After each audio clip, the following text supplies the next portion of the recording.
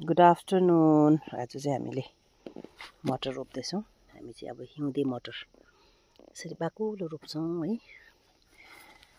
बल्ल बल्ल 2 किलो चाहिँ रोपिसक्यौँ। अझै 3 किलो छ पुरासम्म। अब यो फसल चाहिँ हाम्रो फेब्रुअरी मार्चमा हुन्छ। यसको फल चाहिँ तपाईलाई चाहिँ भने यता चाहिँ मल लगाइसकेको छौँ।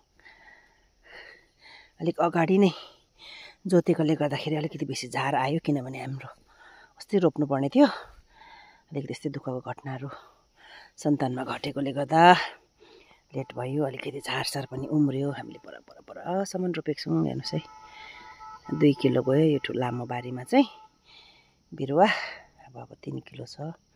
यसपालि चाहिँ 5 किलो मात्रै लाउने भनेर हिउँदे। यो माथि चाहिँ कालो सिमी फल्दैछ। चाहियो भने चाहिँ सम्पर्क गर्नु होला है। यो चाहिँ कालो सिमीको बगान हो। यो चाहिँ मटर।